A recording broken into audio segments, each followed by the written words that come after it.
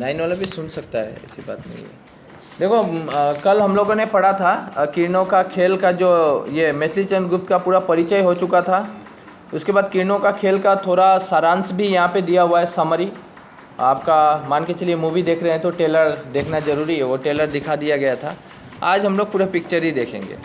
किरणों का खेल, देखो किरणों का खेल जो है ना, ध्यान देना, किरणों का खेल कभी यहाँ पे प्रकृति के बारे में काल्पनिक रूप प्रकट किए हैं, काल्पनिक रूप, कल्पना, और कल्पना में कुछ फैक्ट भी है, मतलब सही है, होता है ऐसा, वो भी दिखाया गया है। तो यहाँ पे कुछ ऐसे हमको शब्द देखने को मिलेंगे जो शब्द तुम्हें सुना नहीं होगा तुम लोग, और कुछ सुना भी होगा, कुछ सुना भी नहीं होगा, तो उसका मीनिंग भी थोड़ी सी टफ हो जाती है। तो हम उसको बहुत इजी करने की कोशिश करेंगे। तो देखो पहला क्या है, चारू चंद्र की चंचल किरणें खेल रही थी जलथल में, स्वच्छ चांदनी बिछी हुई थी अवनी और अंबर तल में। ये 4 लाइन का मतलब मैं समझाता हूँ। अब एक एक शब्द को तोड़ना वो भी होगा, लेकिन एक एक शब्द ना तोड़कर मैं पूरा 4 लाइन को ही एक्सप्लेन करूँगा, फिर शब्द समझा दूँगा। चारू चंद्र की, यहाँ पे चारू शब्द का मतलब आपको दिया हुआ है। चारू मतलब हो जाता है मनमोहन, सुंदरता, मनमोहन। तुम लोग लास्ट में देख सकता है, पेज नंबर 21 में शब्द का अर्थ दिया रहता है, कुछ कुछ दिया रहता है। चारू चंद्र मतलब चंद्रमा, चंचल तो जानता ही है तुम लोग को, चंचल। किरणें मतलब रोशनी। चारू चंद्र की चंचल किरणें खेल रही थी जल थल में। जल में पहले एक एक शब्द समझा देता हूँ, फिर उसका पूरा एक्सप्लेन करूँगा।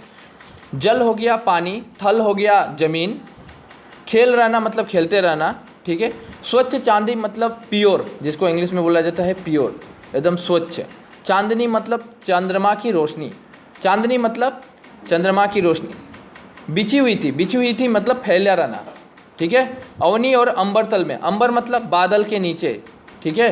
अवनी और अंबर तल में, अवनी मतलब धरती, अवनी मतलब धरती, धरती का पर्यायवाची शब्द वसुंधरा, भू, बोलती है धरती का पर्यायवाची शब्द वसुंधरा, भू, पृथ्वी, धरातल, राइट। इसको हम क्या बोलते हैं, ये पर्यायवाची शब्द है।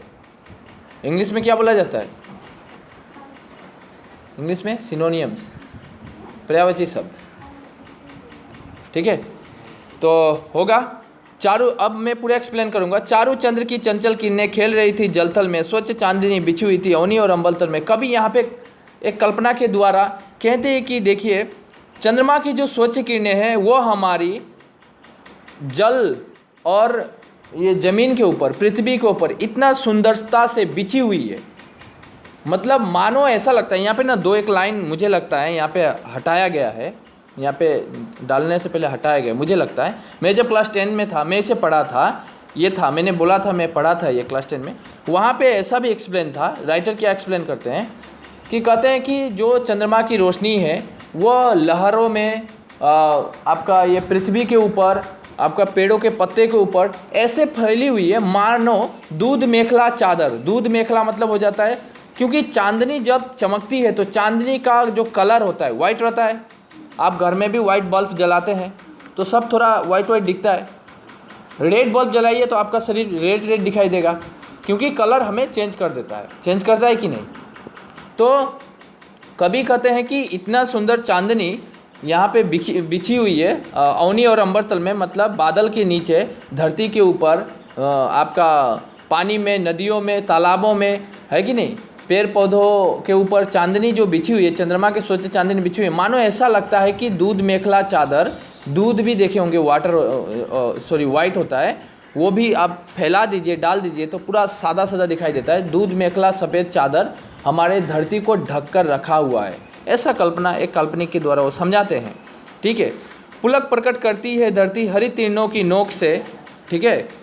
पुलक प्रकट करती है धरती हरी तीर्णों की नोक से, मानो झूम रहे थे तरु भी मंद पवन के झोंकों से।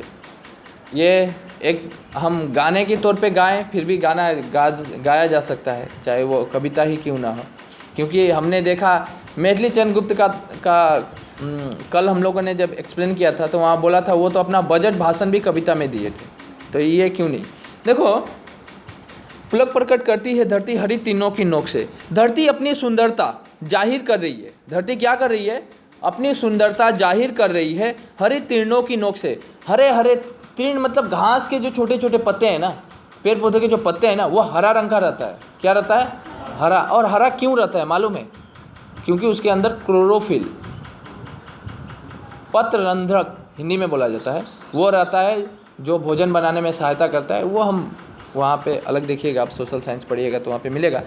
अच्छा, जो भी है, तो धरती में जो हरे हरे पत्ते हैं, चाहे वो घास के हैं, छोटे घास के, पेड़ के, पौधे के पत्ते हैं, वो उसकी जो नोक है, नोक समझता है, वो चोखा चोखा रहता है ना, तब ऊपर पतला सा रहता है ना घास का, देखना। हाँ, हरी तीनों की नोक से मानो झूम रहे, वो धरती अपनी उस पत्ते से खुशहाली सभी जगह जाहिर कर रही है, फैला रही है।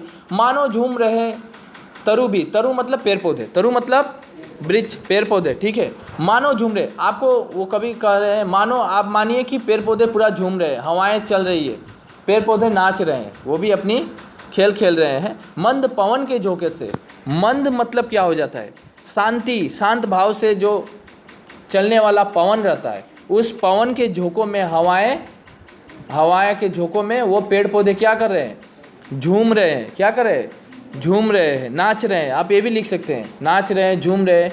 आप ऐसा जरूरी नहीं है कभी ने जितना एक्सप्लेन किया उतना ही देना है, आपको अगर एक्स्ट्रा भी आता है वो भी आप वहाँ पे लिखिएगा, ठीक है। जिस तरह मैंने यहाँ पे लाइन छूटा हुआ था, मैंने बोला जे वह सफ़ेद चांदनी ऐसा लगता है मानो दूध मेखला चादर फैल गया है धरती के ऊपर। ये मैंने एक्स्ट्रा बोल दिया, मैं लिख सकता हूँ। एग्जामिनर अगर देखेगा, वो अगर पॉइंट को नोट करेगा तो बोलेगा ना ठीक है, स्टूडेंट का टैलेंट है, स्टूडेंट ने कुछ अपना दिमाग से एकदम सही पॉइंट किया है।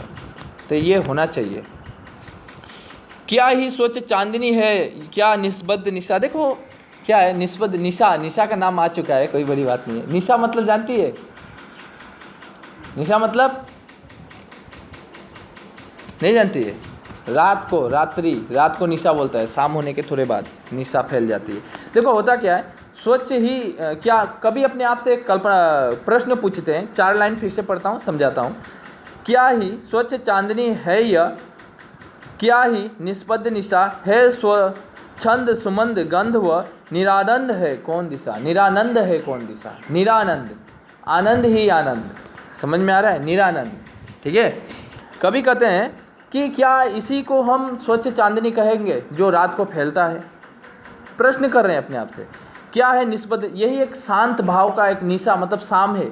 शाम के समय हर चीज़ प्राकृतिक शांत हो जाती है, ये मालूम है? तो सब अपने समय अनुसार काम करते हैं। चिड़िया ठीक 4 बजे का, 5 बजे का, शाम होने को है, चिड़िया अपना घर में लौट आता है। सुबह उठने से मुर्गा, कोयल अपना कूक तो सुनाएगा ही सुनाएगा, वो समझ जाएगा।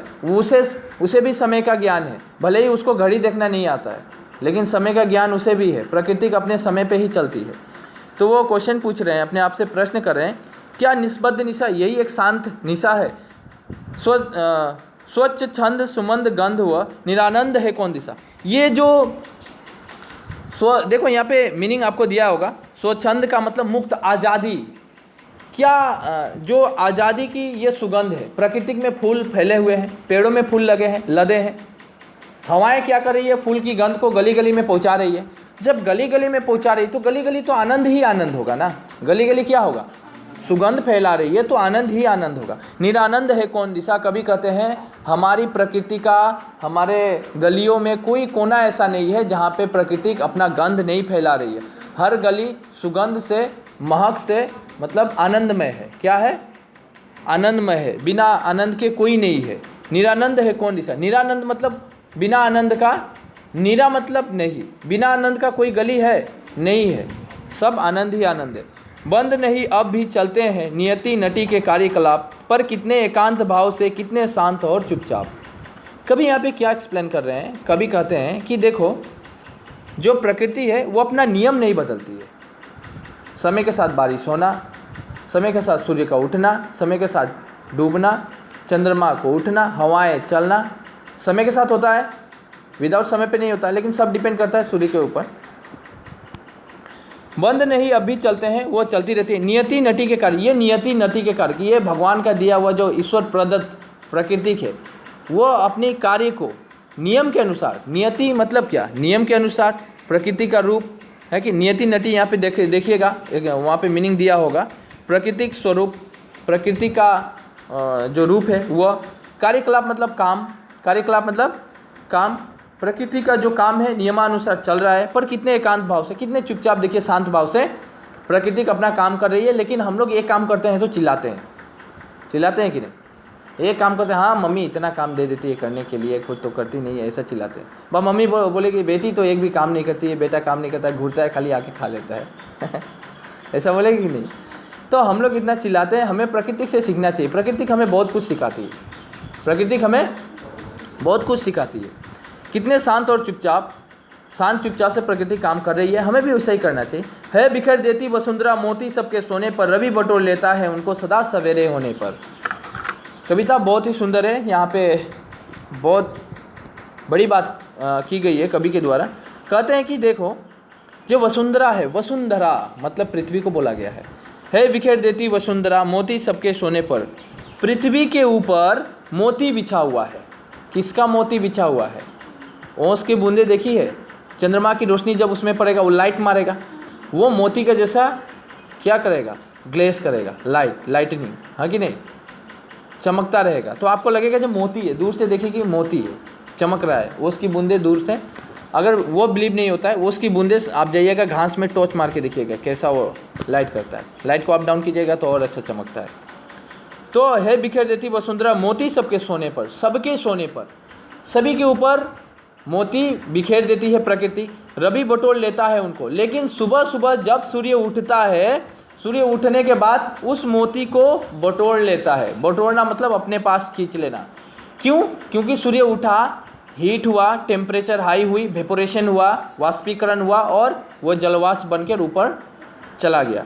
सदा सवेरे होने पर, हर सवेरा, हर दिन सवेरा होने पर वो मोती को कौन बटोरता है? सूर्य। कौन बटोरता है? सूर्य। और विराम दायनी अपनी संध्या को दे जाता है, और फिर सूर्य संध्या को डूबता है और अपनी शांत भाव दे के चला जाता है। लीजिए, आपको इतना देर तक मैं ताप दिया, कष्ट दिया, तो लीजिए शांत भी देने चला आया मैं। वो चले गए, हमारे सूर्य महाराज चले गए और चंद्र महाराज को भेज दिया, आप जाइए थोड़ी शांति दे के आइए। आते कि नहीं? संध्या को दे जाता है। शून्य श्याम तनु जिसके उसका नया रूप झलकता है। कभी यहाँ पे कहते हैं जो इस तरह प्रकृति का एक नया रूप हमें देखने को मिलता है। हर दिन प्रकृति अलग अलग भाव से अपनी अपनी नई रूप दिखाती रहती है। दिखाती है कि नहीं दिखाती? बट भाई इतना ही था, तो प्रकृति से कुछ हमें सीखने को मिला। यहाँ पे कुछ क्वेश्चन है, जब हम समझाते हैं आप अगर सही से समझिएगा, क्वेश्चन का आंसर देने में बेझिझक दे सकिएगा। देखिए आप खुद देख सकते हैं। यहाँ पे क्वेश्चन है हरित तिरन का तात्पर्य क्या है? यहाँ पे हरित तिरन, तिरन तो समझते हैं, हरित तृण, तृण का तृण मतलब पेड़ पौधे का बात बोल लीजिए। तो यहाँ पे किसके लिए कभी कहते हैं? हरी हरी धरती के लिए, हरी हरी घास, हरे हरे खेत या चांदनी रात, किसके लिए कहते हैं? हरी हरी घास के लिए। मैंने घास बोला था, हरी हरी घास जो होती है उसके नोक जो निकलती है। उसके बाद कविता में मोती किन्हें कहा गया है? प्रकृति को कहा गया है, धरती को कहा गया है, ओस की बूंदे को कहा गया है या चंद्रमा की रोशनी को कहा गया है? ओस की बूंदे को मोती का नाम दिया गया है। कविता में विराम दायनी किसे कहा गया है? कवि को, सूरज को, संध्या को, धरती को। संध्या आता है तो हमें शांत मिलता है, संध्या को। किरणों का खेल किस प्रकार का कविता है? मैंने पहले ही बोलता है, एग्जामिनर 2020 में डायरेक्ट क्वेश्चन पूछा था ये, और वो अभी भी यहाँ पे मैंने कल बोल भी दिया जो इसको लिखना नहीं पड़ेगा, ये ऑलरेडी आपके बुक में क्वेश्चन दिया हुआ है।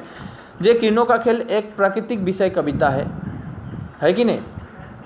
धरती किसके माध्यम से अपनी खुशी जाहिर करती है? धरती किसके माध्यम से? चंद्रमा की रोशनी, पवन चलना, हवाएं चलना, संध्या का समय वो अपनी खुशी जाहिर करती है। वृक्ष क्यों झूम रहे हैं? पवन चल रहा है इसलिए वृक्ष झूम रहे हैं। सूरज मोती का उपहार कब बटोर लेता है? सदा सवेरे होने पर, सवेरा होने पर वो बटोर लेता है सूरज। जल और थल में चांदनी बिछी होने का तात्पर्य क्या है? किस तरह चांदनी बिछा हुआ है, आपको वो थोड़ा एक्सप्लेन करना है। संध्या को विरामदानी क्यों कहा जाता है? क्योंकि संध्या का समय प्राकृतिक में हवाएं चलती है, चांदनी आ जाती है, शीतलता आ जाता है। मेन विरामदायनी क्यों कहा गया? क्योंकि टेम्परेचर जो है, तापमान कम जाता है और शीतलता आ जाती है। क्या आ जाती है? प्रकृति में शीतलता आ जाती है। उसी समय हवाएं अपना जो ठंडी ठंडी हवा है वो पहुंचाते रहता है, गंध सुगंध भी फैलाते रहता है, चंद्रमा अपनी रोशनी फैलाती रहती है, इसीलिए मतलब इसको विरामदायनी कहा गया।